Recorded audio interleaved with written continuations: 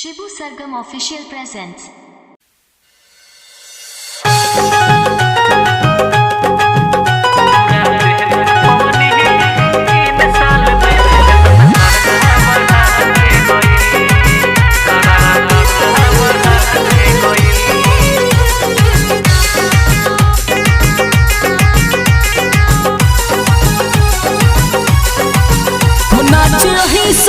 चाह के गइल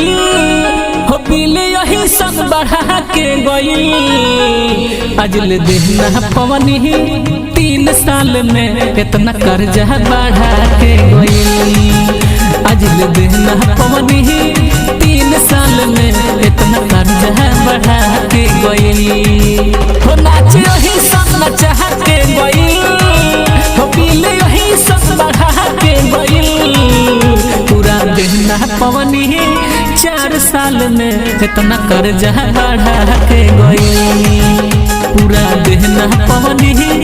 3 साल में इतना कर्जा बढ़ा के गई।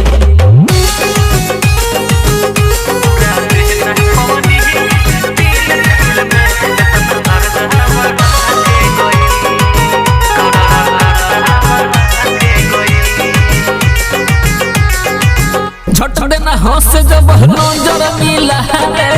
दिलवा के हमर धड़कन बढ़ावे पर जब सारा मिले खातिर ओहो से दूर शहर में हम डिस्को बोलावे देना हंस जब नजर मिला दिलवा के हमर धड़कन बढ़ावे पर जब सारा मिले खातिर ओहो से दूर शहर में हम डिस्को बोलावे बदन हमी करह के गइल हो पीले वही सब बढ़ा के गइल अजल देना पवनी 3 साल में इतना कर्जा बढ़ा के गइल अजल देना पवनी 3 साल में इतना कर्जा बढ़ा के गइल।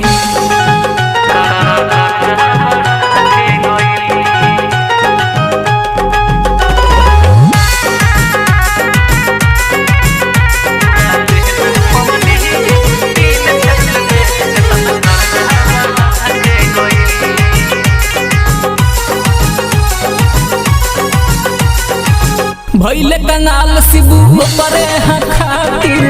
हद से भी ज्यादा रहे उहो सातिर पड़ गइल फेरा में सोले सयक छे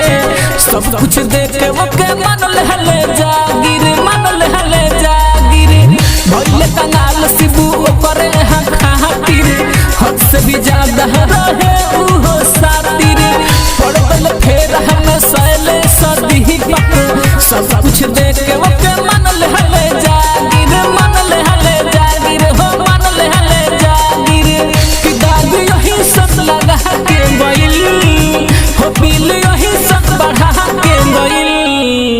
अजल देना पवनी 3 साल में इतना कर्जा चढ़ा के गई अजल देना पवनी 3 साल में इतना कर्जा चढ़ा के गई।